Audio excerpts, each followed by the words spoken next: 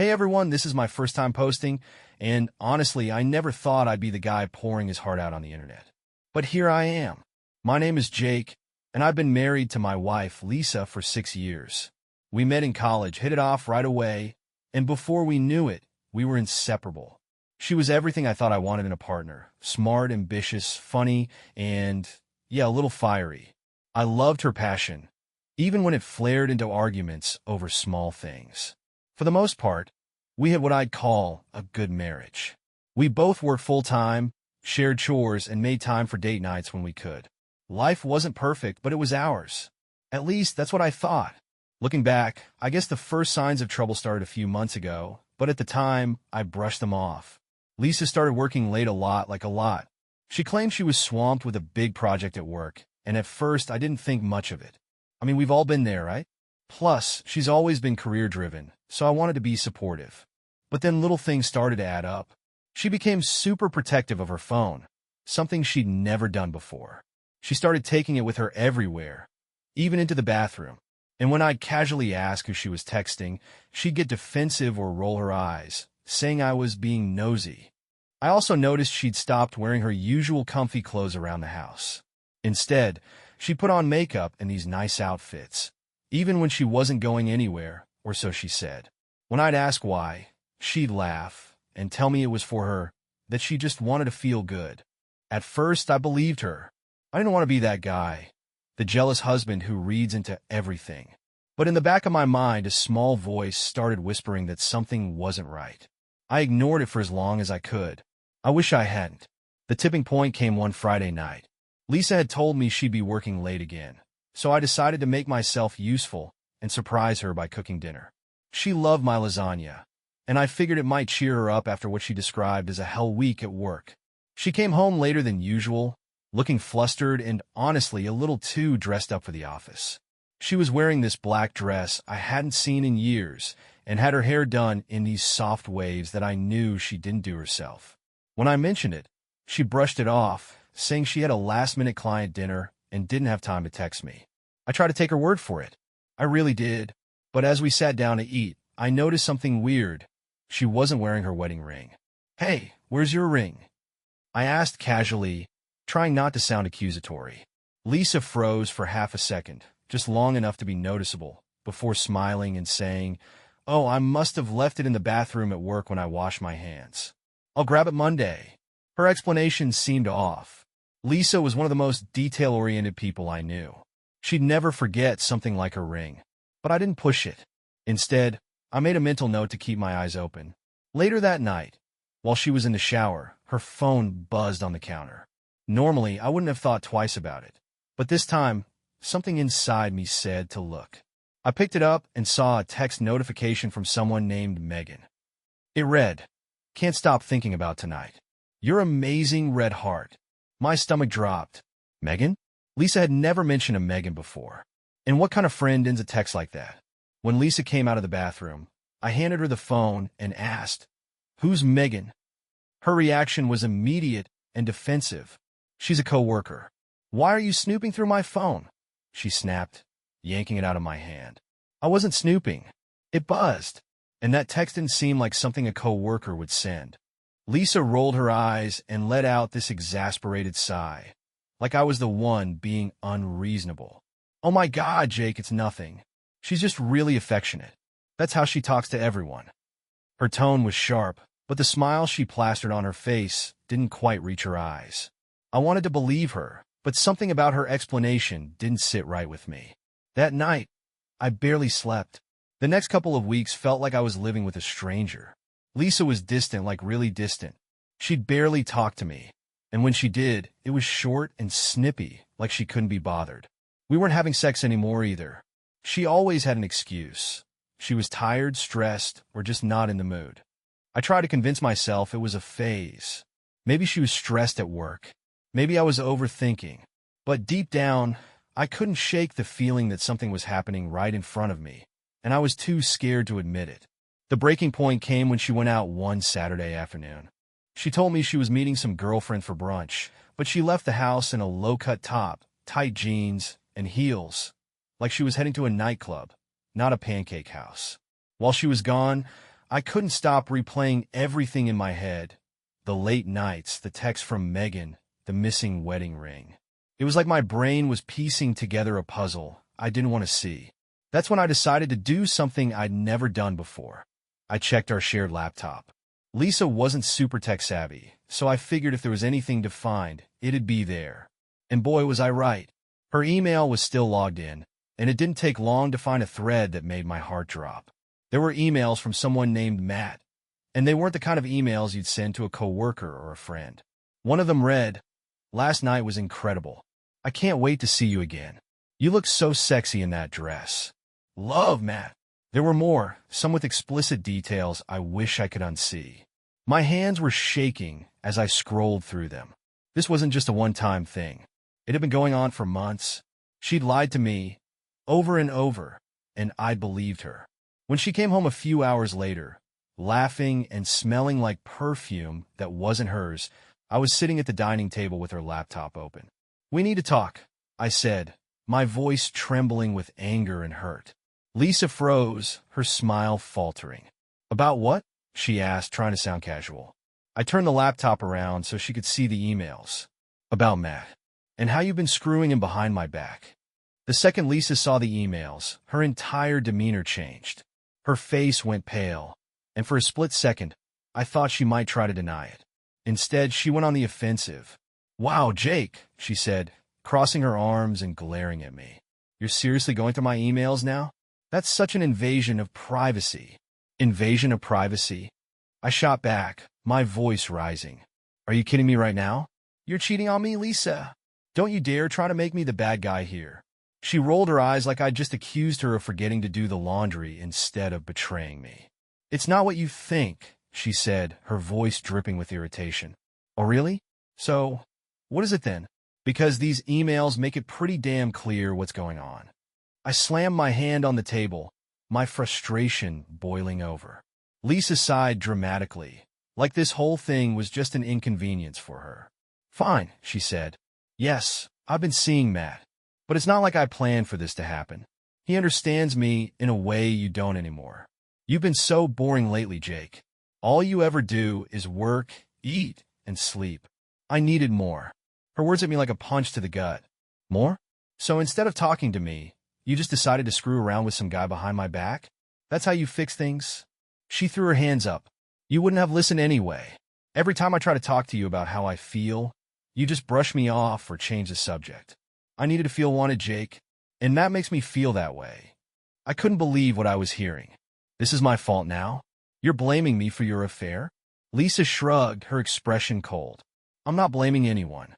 I'm just saying it happened, and maybe you should think about why." I sat there, staring at her, my head spinning. She didn't even seem sorry. No tears, no apologies, just excuses and blame shifting. I realized in that moment that the woman I thought I knew, the woman I'd married, wasn't standing in front of me anymore. "You need to leave," I said finally, my voice quieter now. "Go stay with your understanding Matt or one of your girlfriends or whoever the hell you want. I can't look at you right now." Lisa's eyes narrowed, but she didn't argue. She grabbed her purse and stormed out, slamming the door behind her. As soon as she was gone, the house felt eerily quiet. I sat there for what felt like hours, staring at the emails on the screen. The reality of what had just happened hit me like a freight train, and I felt like my entire world had been ripped apart. The silence after Lisa left was suffocating. I sat at the table, staring blankly at the screen, feeling like my entire world had just crumbled. My hands wouldn't stop shaking, and the pit in my stomach felt like it was swallowing me whole.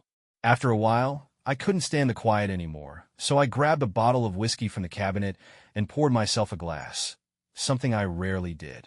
I needed something to dull the pain, even if it was temporary. As I sat there nursing my drink, my phone buzzed. It was a text from Lisa. "I'm staying at Matt's tonight. We'll talk when you've calmed down." Calm down? I couldn't believe the audacity. She'd just shattered our marriage, and she was acting like I was the one being unreasonable. The text was so cold, so detached, that it made me want to throw my phone across the room. Instead, I typed back, "Don't bother coming back. I'll pack your things tomorrow." I hit send and immediately regretted it. Not because I didn't mean it, but because it made everything feel so final. The rest of the night was a blur. I couldn't sleep, couldn't think straight. Memories of our relationship kept flashing through my mind. Our wedding day, the vacations we took, the late-night talks when we dream about the future. How do we go from that to this? At some point, I started blaming myself. Maybe I had been too focused on work. Maybe I'd taken her for granted. But then I'd remember the emails, her lies, and her complete lack of remorse, and the anger would take over again. By morning, I was exhausted and emotionally drained, but I knew I couldn't sit around wallowing. I needed to take control of the situation. I started by packing up Lisa's things. I didn't want to touch her stuff. It felt too personal, like I was erasing her from my life. But I couldn't stand the thought of her walking through the door like nothing had happened. As I boxed up her clothes, I found more little clues I'd missed. Receipts for fancy dinners I hadn't been at, a hotel key card in her purse. Even lingerie I'd never seen her wear. Each discovery felt like another knife in my chest, but it also solidified my decision. This wasn't salvageable. After boxing up Lisa's things, I realized I needed to know more. The emails and receipts had already painted a damning picture, but there was a part of me, maybe the masochistic part, that needed the full story.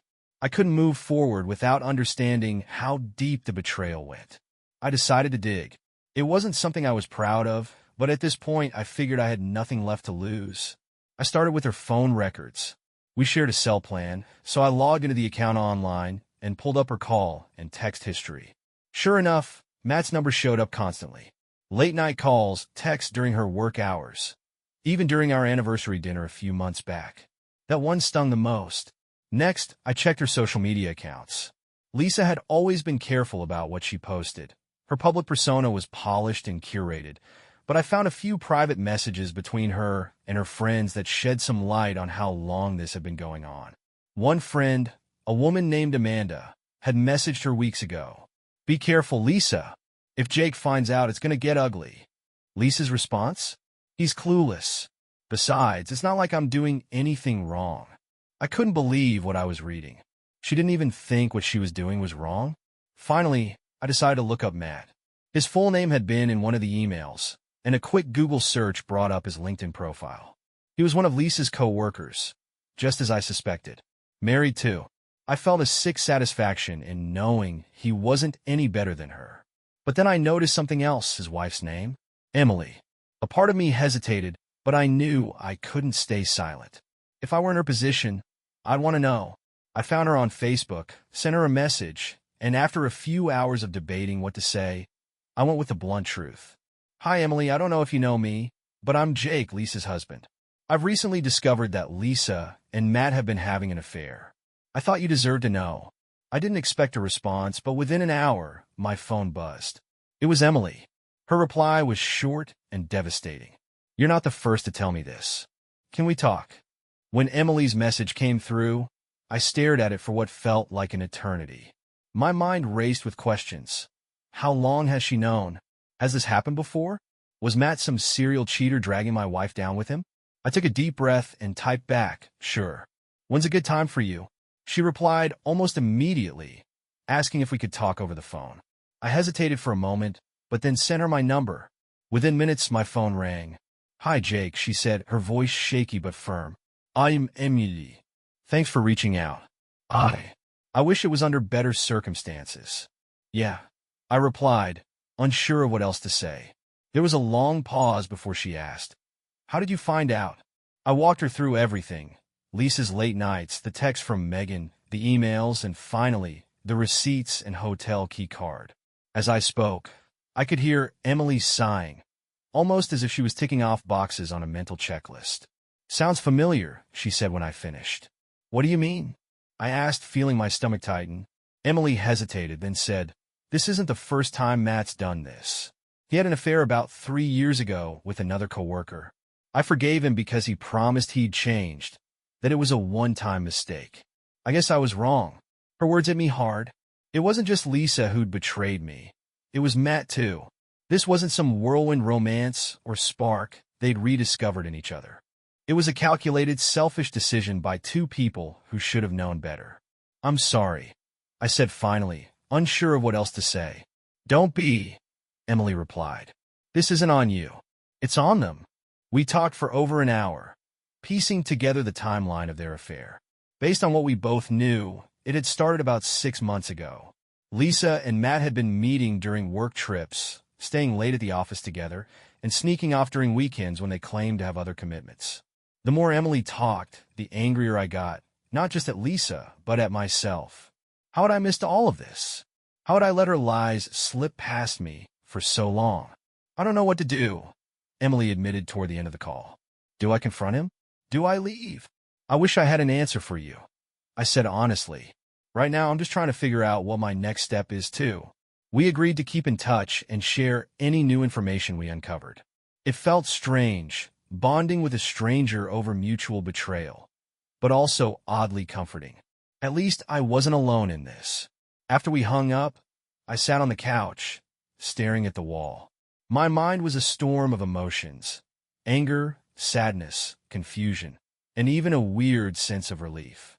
At least now I knew the truth, but knowing didn't make it hurt any less. The next day, Lisa came back to the house to grab some of her things. She walked in like she owned the place, her expression defiant. "I see you packed for me," she said, glancing at the boxes in the hallway.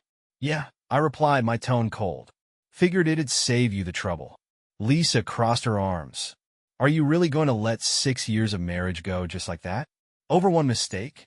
"One mistake," I scoffed, unable to believe her nerve. "This wasn't one mistake, Lisa. This was 6 months of lying, sneaking around, and sleeping with another man. Don't stand there and act like I'm overreacting." She rolled her eyes. "You're being so dramatic, Jake. It's not like I don't love you. I just needed something different for a while." Her words cut deeper than any knife. "Something different?" I repeated. "You destroyed our marriage for something different?" Lisa sighed like I was a child she had to explain herself to. "Look, I'm sorry, okay? I didn't mean for this to happen. But it did, and now we have to deal with it." "Wait," I laughed bitterly. "No, Lisa, you have to deal with it. I'm done. I'm not going to sit here and let you turn this around on me. Pack your things and go." She opened her mouth to argue, but seemed to think better of it. Instead, she grabbed a few boxes and stormed out, slamming the door behind her. That night, Emily called me again. She confronted Matt, and his reaction was eerily similar to Lisa's: defensive, dismissive, and full of excuses. "I told him I'm filing for divorce," she said. "I can't keep doing this. He's not going to change." Hearing her say those words made me realize I needed to make a decision, too. Staying with Lisa wasn't an option, not after everything she'd done and the way she'd handled it. But moving on felt like an impossible mountain to climb. I spent the rest of the week talking to a lawyer, sorting through the logistics of separating. It was overwhelming and painful, but every step felt like I was reclaiming a piece of myself. Reflecting on the situation, I realized how much I'd let myself ignore over the years. Small cracks in our relationship that I'd brushed aside, thinking they didn't matter. Lisa's affair wasn't my fault, but it forced me to see how complacent I'd become in my own life. If there's one thing I've learned from all this, it's that trust is everything. Without it, a relationship is just a house of cards waiting to collapse. As for Lisa, I don't know where she is now, and honestly, I don't care. I've started focusing on myself, therapy, reconnecting with friends, and rediscovering hobbies I'd set aside for too long. It's not easy, but for the first time in a long time, I feel like I'm finally moving forward. The weeks after Lisa left felt like a strange mix of freedom and grief. On one hand, I didn't have to deal with her lies or icy attitude anymore. On the other, it was impossible to ignore the void she'd left behind. Even after everything she'd done, 6 years of marriage doesn't just vanish. I threw myself into work to avoid the silence at home. The empty house was a constant reminder of what I'd lost, or maybe what I'd never truly had. I started going to the gym again, something I hadn't done in years. It wasn't just about getting in shape. It was about having somewhere to channel all the anger and sadness swirling inside me. My friends were supportive, though they were just as blindsided as I was. "Lisa, cheating? Are you sure?" my buddy Mike had asked when I first told him. "Trust me, man," I said, shaking my head. "I wish I wasn't." They rallied around me, though, inviting me out more often and reminding me that I wasn't as alone as I felt. One night, over beers, Mike said something that stuck with me. "Look, Jake," he said, "this sucks, no question. But maybe this is a chance to figure out what you want, you know? You've spent so much time trying to make Lisa happy. Maybe it's time to focus on yourself." It was good advice, even if I wasn't ready to act on it yet. Meanwhile, Emily and I kept in touch. At first, it was just about updates, how Lisa and Matt were reacting, the progress of her divorce, and my plans to file. But over time, our conversations shifted. We talked about our lives before all this, the signs we'd missed, and the dreams we'd had that now felt out of reach. One night, she called me after putting her kids to bed. She sounded exhausted, but also determined. "You know what's funny?" she said. "I spent years trying to make my marriage work, convincing myself that I was doing the right thing by staying.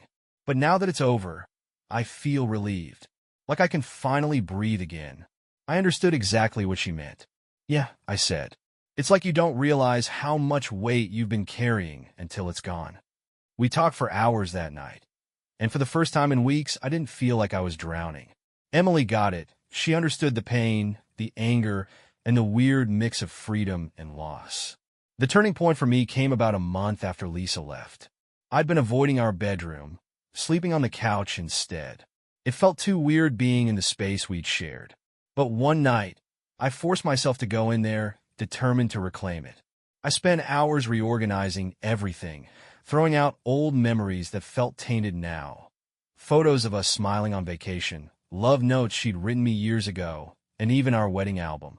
By the time I was done, the room felt less like hers and more like mine. I didn't stop there. I went through the entire house, rearranging furniture, buying new decorations, and even repainting the walls. It was cathartic, like I was scrubbing away the remnants of our marriage and starting fresh. Lisa tried to reach out a couple of times, but I kept my responses short and to the point. Most of her messages were about logistics, what to do with the joint bank account, how to divide our belongings, but every now and then she'd slip in something more personal. "I still think about you, Jake," one text read. "I hope we can find a way to move past this." I didn't reply. She didn't deserve my forgiveness, and I wasn't about to give her false hope. She'd made her choice, and I was making mine. One day, Emily called me with some surprising news. "Matt moved out," she said. "He's staying with a friend, but he's been blowing up my phone, begging me to take him back." "Are you considering it?" I asked, though I already knew the answer. "No," she said firmly. "I'm done. I can't keep sacrificing my happiness for someone who doesn't respect me." Her strength inspired me. If she could stand her ground, so could I. By the time I filed for divorce, I felt more at peace than I expected. It was still painful. Signing those papers was like admitting that everything we'd built was gone, but it also felt like a fresh start. The hardest part was telling my family. My mom cried when I broke the news, and my dad looked disappointed, though I wasn't sure if it was in Lisa or me. "You'll get through this, son," he said, patting my shoulder. "You're stronger than you think." I hope he was right. As I navigated the divorce process, I found myself reflecting on what I'd learned from all of this. Trust is fragile, and once it's broken, it's almost impossible to repair. But I also realized that I'd lost myself in my marriage long before Lisa's affair. In trying to be the perfect husband, I'd neglected my own needs and desires. I'd stopped pursuing my passions, stopped setting boundaries, and stopped demanding the respect I deserved. If there's one thing I'd tell anyone going through a similar situation, it's this: don't lose yourself for someone else.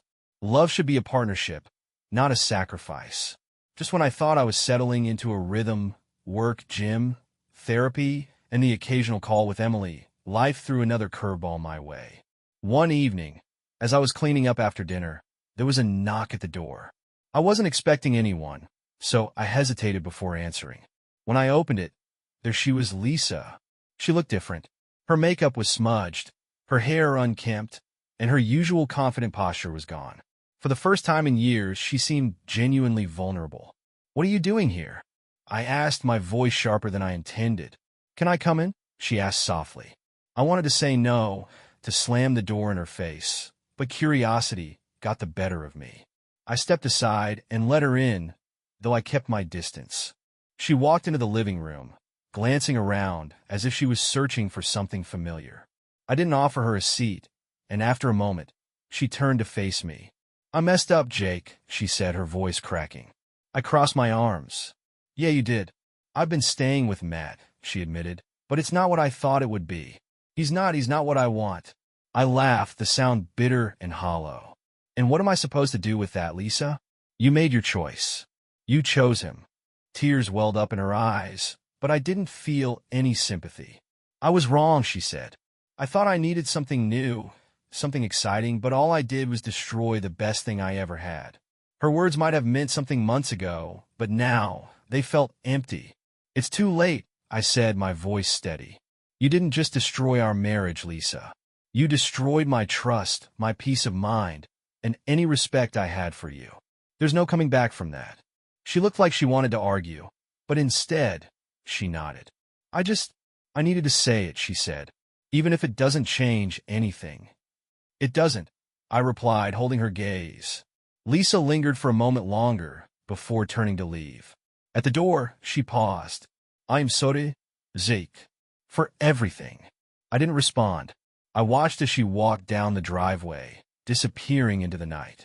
That encounter left me shaken, but it also solidified my decision to move forward without her. For weeks, I've been questioning whether I'd done the right thing by cutting her out of my life so completely. Now I had my answer. Lisa's apology didn't change the past. It didn't erase the lies, the betrayal, or the pain she'd caused. It was closure, but not the kind I thought I needed. The next day, Emily called me. "Guess who showed up at my house last night?" she asked, her voice laced with exasperation. "Matt," I guessed.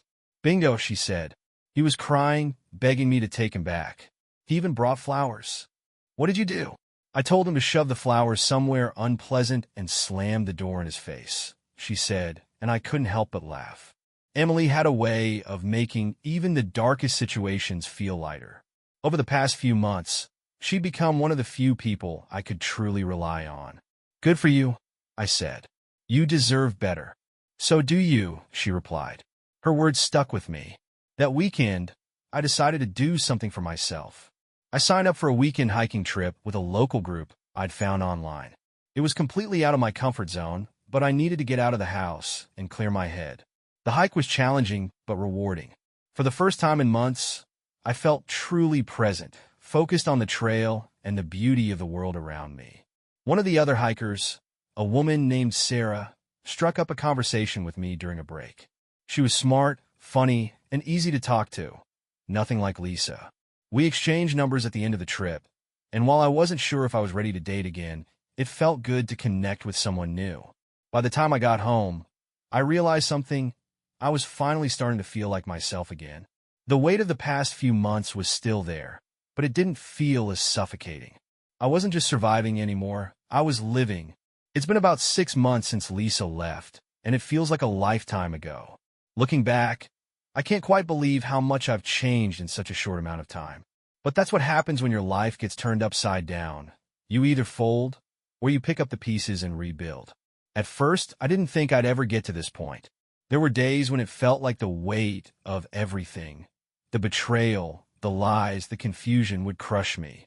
There were nights when I'd lie awake, staring at the ceiling, replaying every conversation, every moment where I should have seen the signs. But eventually, the pain started to fade. It's not gone, but it doesn't dominate my thoughts anymore. And then there's Emily. She's been my anchor through all of this, though I never expected her to be. We've talked almost every day since that first phone call. She'd been through so much of the same pain I had, and it was cathartic to have someone who understood the complexities of the betrayal. There's been something comforting about our connection. It's not romantic, at least not yet, but it's real. We talk about everything and nothing. Our days, our frustrations, the little victories. It's nice to have someone who knows exactly what you're going through without any need to explain. A few weeks ago, we decided to meet in person. After all the calls and texts, we finally felt ready to take the next step. Just two people who had been through hell and were trying to figure out how to live again. We met at a small cafe, a place that felt neutral but comfortable. When I saw Emily for the first time, I couldn't help but smile. She looked the same as she had in the pictures, but in person, there was something different about her. Something stronger, more at peace. "Hey," she said, smiling. "It's weird seeing you in person after all these months of talking on the phone." "Yeah, weird in a good way, though," I replied, feeling the weight of her presence in a way that was comforting, not overwhelming. We spent hours talking. It was easy, almost too easy. We laughed about our awkward moments, shared stories about our kids, her two and my nieces, and vented about the exes who had made our lives miserable. But it wasn't all lighthearted.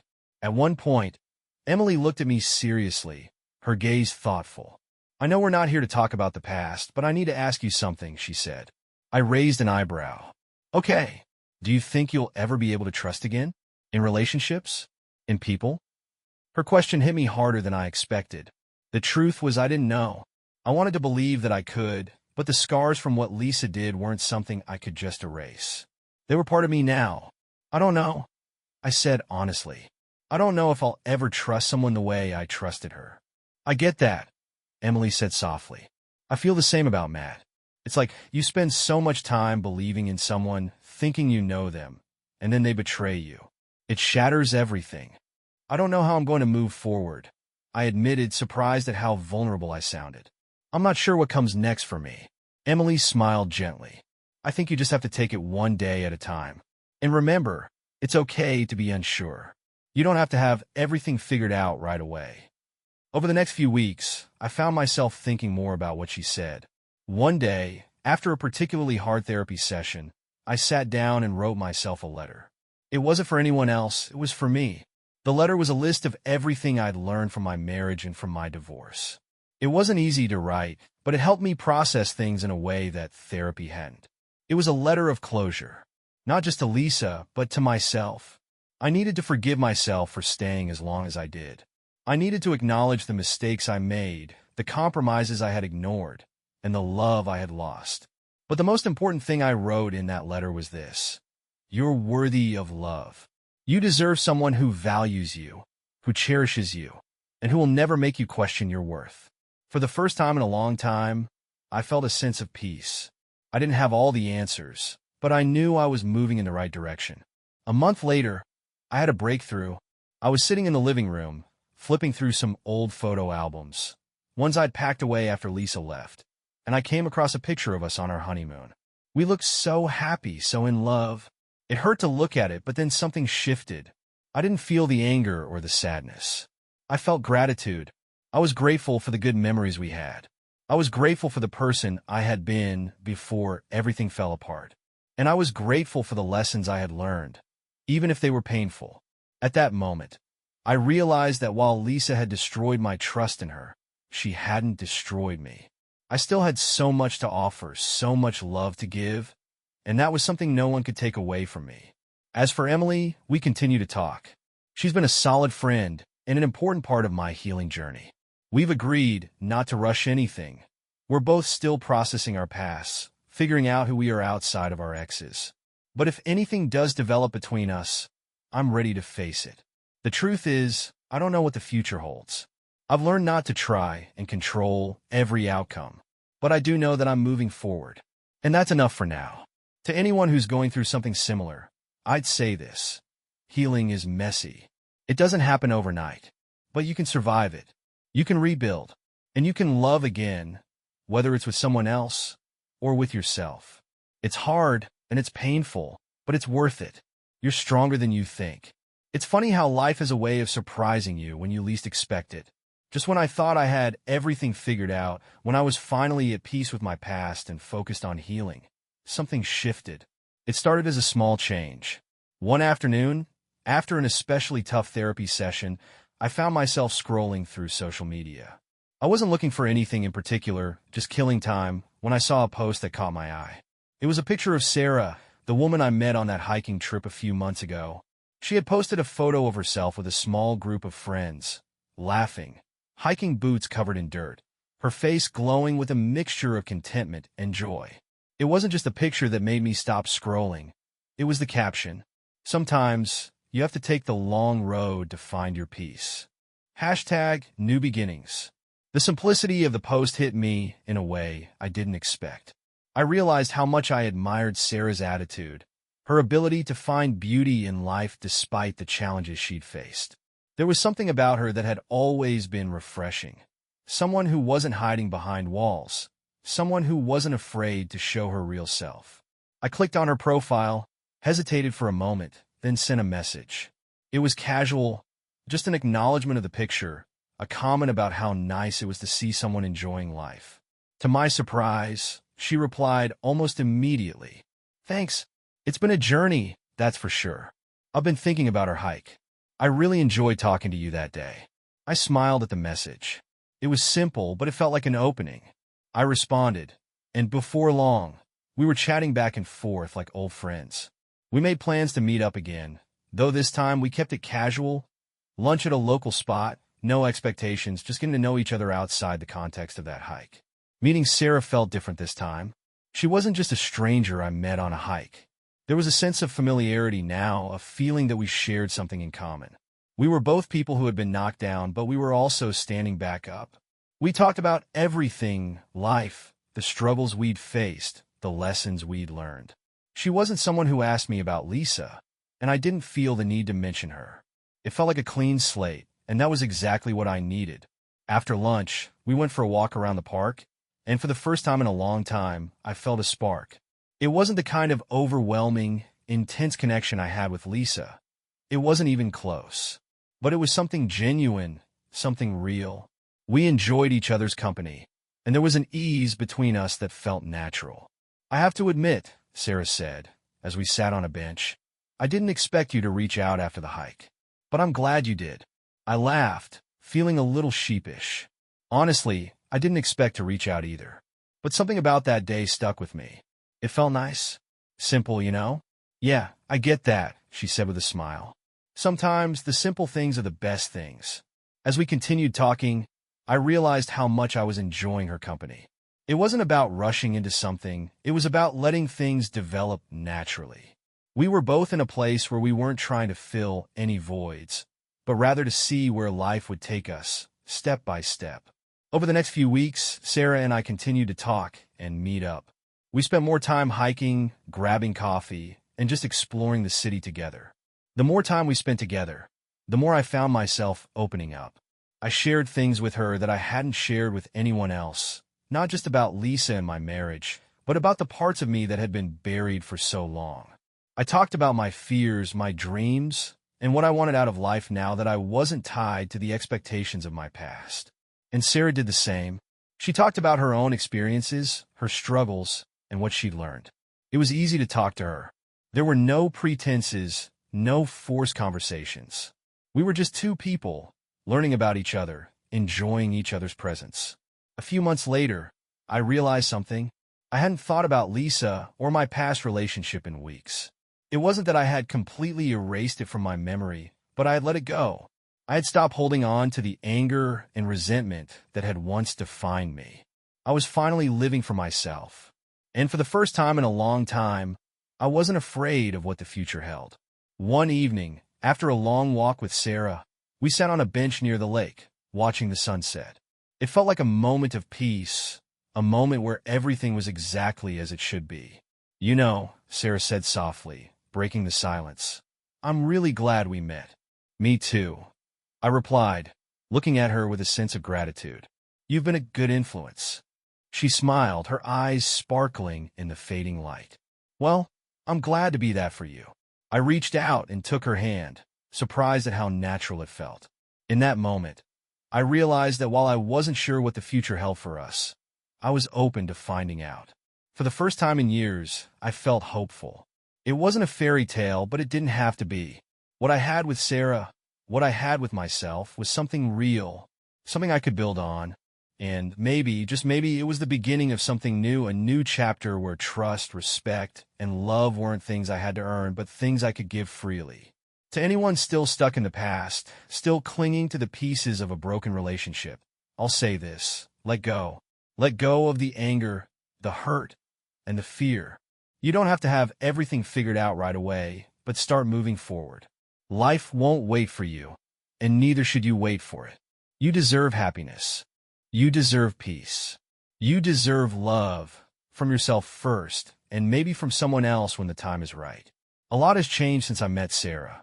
And as I sit here now, reflecting on everything that's happened in the last year, it feels almost surreal. But I guess that's the thing about life. It doesn't always follow the neat, predictable paths we imagine for ourselves. Sometimes, it forces you to take a detour, to go through things you never thought you'd have to face. But those detours, they make you who you are. Sarah and I have been seeing each other for a while now. We've taken it slow, which I think is exactly what we both needed. No rushing, no expectations, just getting to know each other in the way that felt natural. It's been easy in a way that surprised me. I had expected things to feel forced, or like I was constantly waiting for something to go wrong. But with her, it's been different. There's no drama, no games, just two people enjoying each other's company. We've had a lot of deep conversations about the past, about our exes, our mistakes, and our lessons. And for the first time in a long time, I don't feel like I'm carrying the weight of my history with me. Sarah doesn't expect me to be perfect, and she doesn't try to fix me. She accepts me, flaws and all, and I do the same for her. A few months ago, I finally let go of the last piece of the past that was still hanging on Lisa, not in the way that you might think. I didn't send some dramatic message or try to have a confrontation. I didn't need to. What I needed was to stop thinking about her altogether. It was a slow process, but I started to realize that every time I thought about Lisa, I was giving her too much of my energy. And if I kept doing that, I was never going to move forward. So I stopped. I stopped looking her up online. I stopped wondering what she was doing, who she was with, and the strangest thing happened. I started feeling lighter. It wasn't that I had forgiven her. Hell, I'm not sure I'll ever fully forgive her for what she did, but I stopped letting her control my emotions. And that made all the difference. One weekend, Sarah and I decided to take a trip out of town. It was spontaneous, which is something I've learned to love. I've spent so many years following routines, doing things the right way, that I forgot how to just live in the moment. We headed to a small town a few hours away, a place known for its charming streets and quaint little shops. It was peaceful, the kind of place where you could forget about the world for a while and just be. We spent the weekend exploring, walking along the river, talking over coffee, and just enjoying the simplicity of each other's company. On the second day of our trip, we took a walk up to a viewpoint that overlooked the entire town. The sky was clear, and the view was breathtaking. Everything spread out before us like a picture postcard. We sat there in silence for a while, watching the sunset, before Sarah turned to me. "Jake," she said, her voice soft. "Do you ever think about the future?" I thought about it for a moment, unsure of how to answer.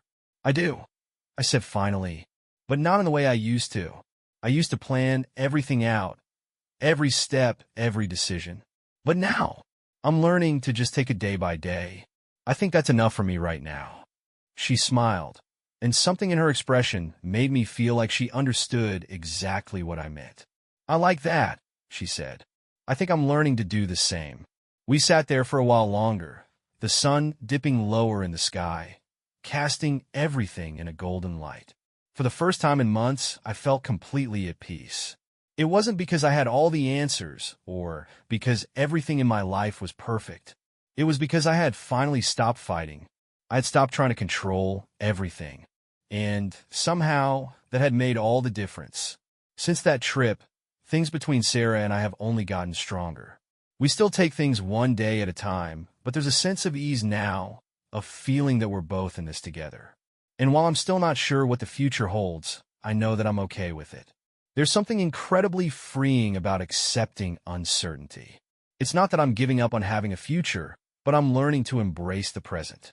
I'm learning that happiness doesn't come from having everything figured out. It comes from being in the moment, from appreciating the small things. As for Lisa, well, I think about her less and less. The anger has faded, and the sadness has turned into something more like indifference. I don't need to keep reliving the past to move forward. It happened, and I can't change it. But I've learned to use it, to grow from it, and to let it go.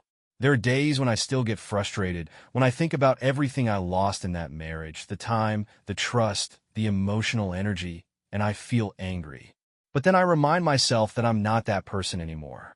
I'm not the guy who is always looking over his shoulder, always questioning his worth. I'm the guy who's learning to trust again, who's learning to love again, and who's ready for whatever comes next. For anyone reading this who feels stuck, who feels like they can't get out of the fog of betrayal or heartbreak, just know this: it gets better.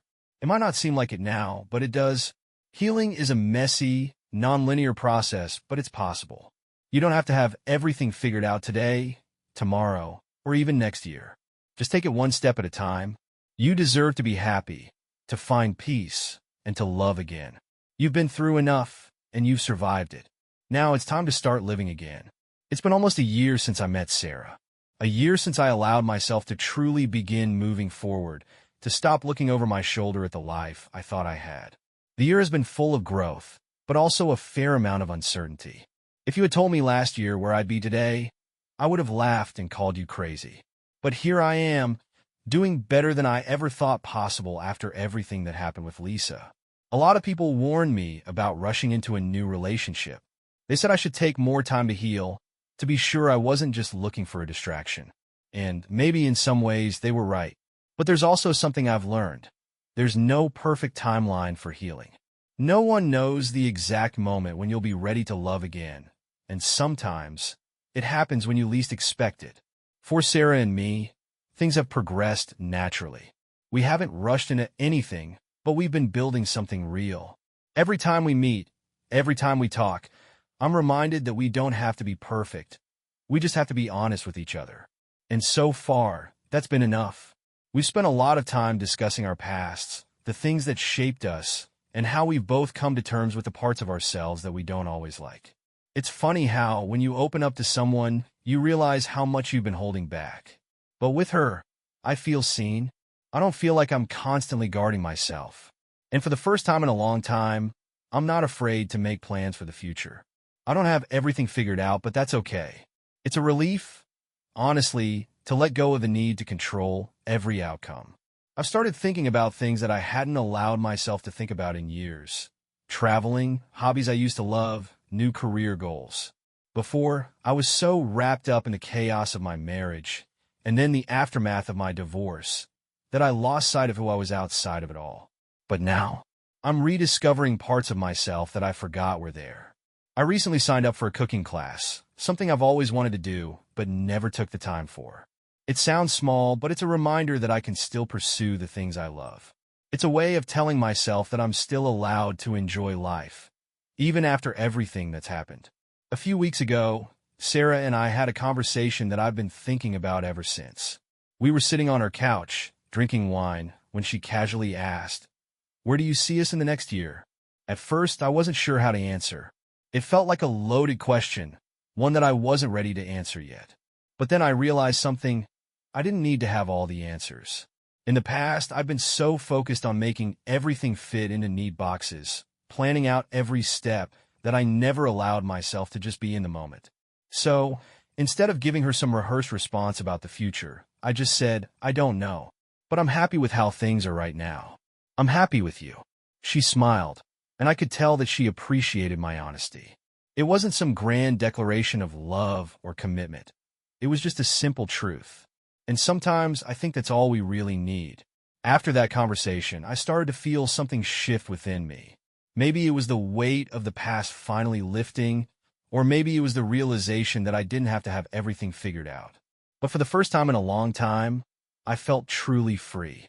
I thought a lot about Lisa lately, but not in the way I used to. I don't dwell on what happened anymore, and I don't harbor anger or resentment. I'm not interested in her life anymore, and I'm not looking for closure, because I've realized that closure is something I have to give to myself. One of the hardest things about betrayal is how it erodes your sense of self-worth. When you're lied to, cheated on, manipulated, it feels like your entire world is upended. It's easy to think that you aren't enough, that you somehow deserve the hurt. But I've come to understand that the betrayal wasn't about me. It was about Lisa's choices and her inability to be honest. It wasn't a reflection of my worth. And I'll say this now. I am enough. I always have been.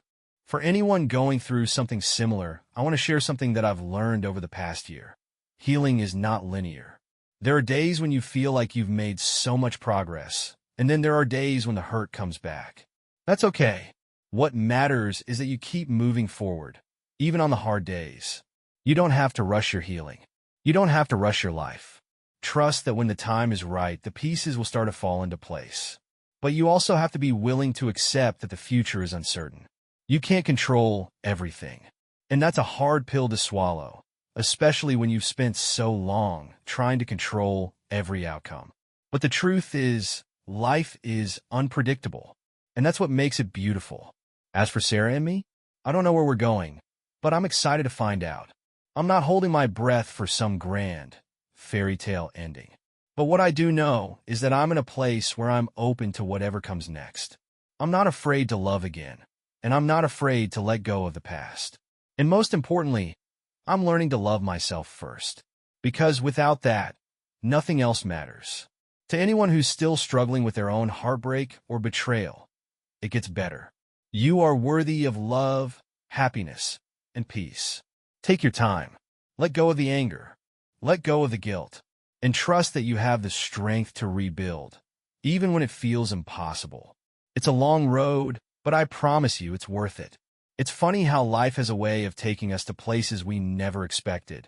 And sometimes, those unexpected turns can lead to some of the most important moments of our lives. Looking back, I realized that the moment I started healing wasn't the one where I decided to forgive Lisa, or even when I first started talking to Sarah. No, the real turning point came when I finally made peace with myself. I think for the longest time, I believed that healing meant forgetting about the past or getting closure from the people who hurt me. I thought I needed them to apologize, to make things right. But the truth is, closure isn't something anyone else can give you. It's something you create for yourself. It wasn't until I started accepting that the past couldn't be changed that I began to move forward in a meaningful way. I had spent so much energy focusing on the why and the how of everything that I failed to see the bigger picture. One of the most important things I've learned in the past year is that healing is not a destination, but a journey. It's a process that takes time, sometimes more time than you expect, and sometimes less. There are no rules for how quickly or how slowly it should happen, and there's no right way to heal. It happens when it happens, and all you can do is show up for yourself every single day. For a while, I was afraid of opening up again. The fear of being hurt, of putting myself out there, and having someone betray my trust was overwhelming. I would catch myself pulling away, building walls around my heart, not wanting to risk the same pain again. But I knew that if I wanted to truly move forward, I had to take the risk. I couldn't let the fear of the past keep me from living in the present. And that's where Sarah came in. She never pushed me, never rushed me. She simply showed up, day after day, consistently kind and understanding. She was patient with me in ways I didn't expect. There were moments when I'd get distant, retreat into myself, and she'd just give me space. And then there were times when I'd open up, and she'd listen without judgment. But the most important thing she gave me wasn't her patience. It was her trust. She trusted me, and that trust made me want to be better, to be someone I could be proud of. And over time, I started trusting her more and more. Slowly, I realized that I didn't have to fear love again. Trust wasn't something I had to earn from her. It was something we could build together. That realization didn't come all at once. It wasn't like one day I just woke up and decided to fully trust again. It took time, and it came with its own set of doubts and insecurities. But each time I allowed myself to be vulnerable, each time I allowed myself to lean on her and trust her, the walls around my heart started to come down. Eventually, I reached a point where I could look at Sarah and not feel like I was just waiting for something to go wrong. I could look at her and feel peace. It's a strange feeling, peace, I mean. For so long, I was tangled in a web of anger and sadness, constantly replaying the events of the past in my head. I'd go over everything with Lisa, over and over, wondering what went wrong, what I could have done differently. But now I don't do that. Now, when I think about the past, I don't let it control me. I don't give it that power anymore. And in that space, I found something much more important, myself. Sarah and I had an important conversation a few weeks ago. It was one of those conversations that kind of snuck up on us, coming up in the middle of a regular evening when we were just talking about our plans for the week. "I've been thinking," she said, her voice a little more serious than usual. About the future, I know we've been taking things slow, but I feel like we're in a good place. Don't you? I looked at her, meeting her gaze. It was one of those moments where I knew I had to be honest, not just with her, but with myself. Yeah, I do. I really do.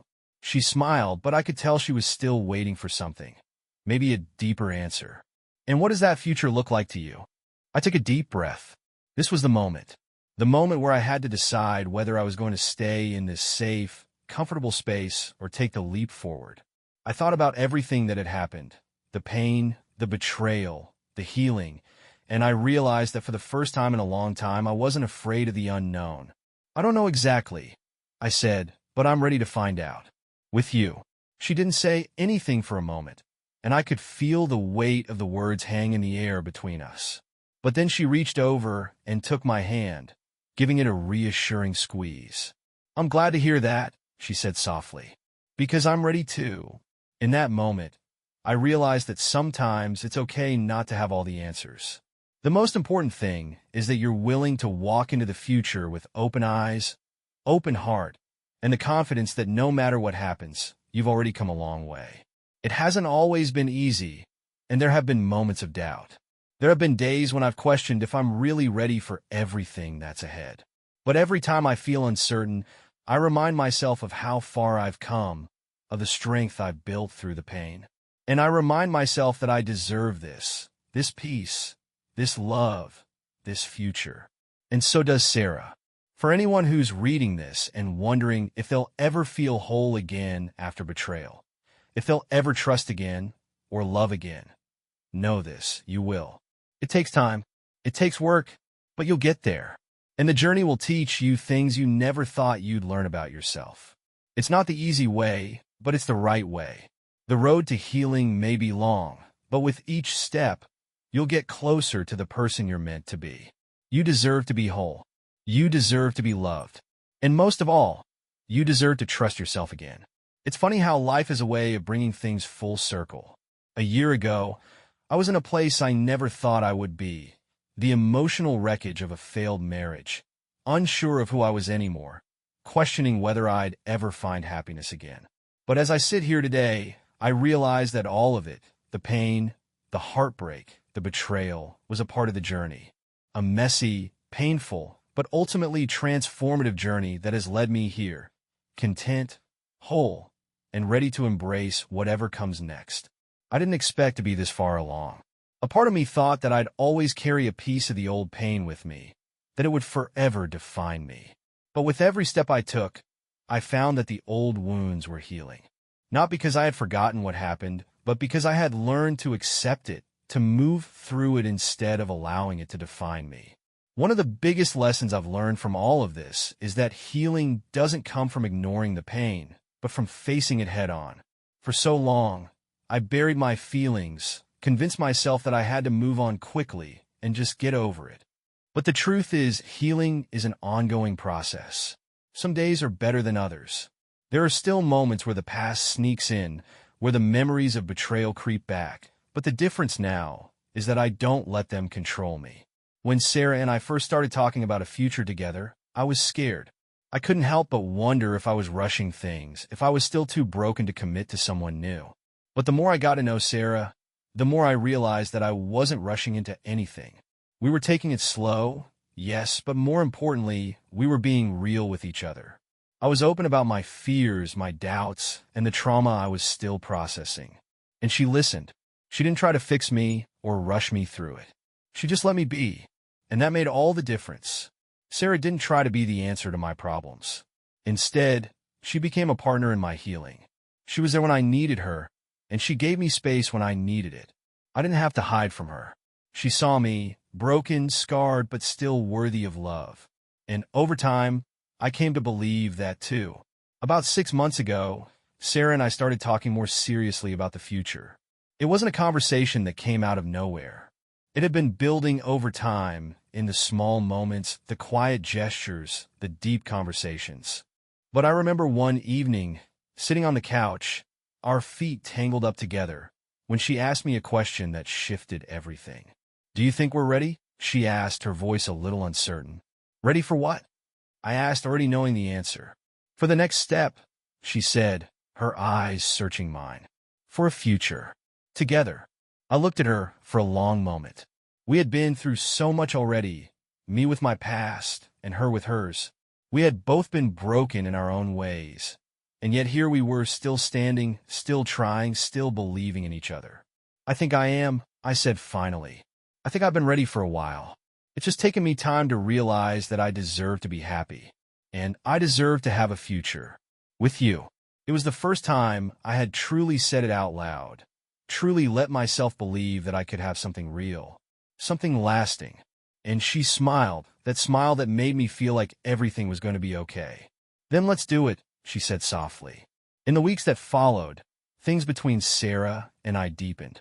We moved in together, took on new projects, talked about plans we had for the future.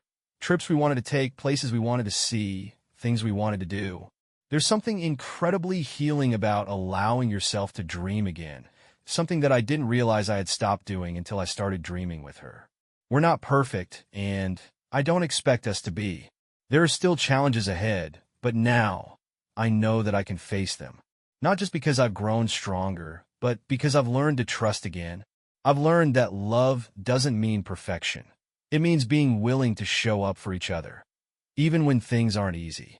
As for Lisa, I think about her sometimes, but not in the way I used to. I no longer harbor any anger toward her, no longer feel like I need to get revenge, or even make her understand the pain she caused. She made her choices, and they were hers to live with. I'm not responsible for her actions, just as I'm not responsible for the hurt I experienced. What I've learned is that forgiveness isn't about absolving someone else. It's about freeing yourself from the chains of anger and resentment. And that's something I've done. I've let go of her, and I've let go of the past. It doesn't control me anymore. The pain doesn't define who I am, and it won't ever again. I'm not a victim of my circumstances. I am a survivor, and I am stronger for everything I've gone through. For anyone out there who's still in the thick of it, still trying to pick up the pieces after betrayal or heartbreak, I want you to know that healing is possible. It may not be easy. It may not be quick, but it is possible. You will find peace again. You will find love again, whether it's with someone else or, more importantly, with yourself. The hardest part is believing that you're worthy of it. But once you do, once you realize that you are worthy of happiness, everything changes. Sarah and I are still in the process of building our future. I don't know what's ahead for us, but I do know that I'm not afraid of it anymore. I've walked through the fire, and I've come out on the other side. And now, for the first time in a long time, I'm ready to see what comes next, no matter what that is. And if there's one piece of advice I can give to anyone reading this, it's this: be kind to yourself. Healing isn't about being perfect. It's about learning to love yourself through the mess, through the mistakes, and through the pain. You are worthy of peace. You are worthy of love. And most importantly, you are worthy of your own forgiveness. This is the end of my story. But I know that healing, love, and life don't have a true ending. They're just chapters waiting to be written.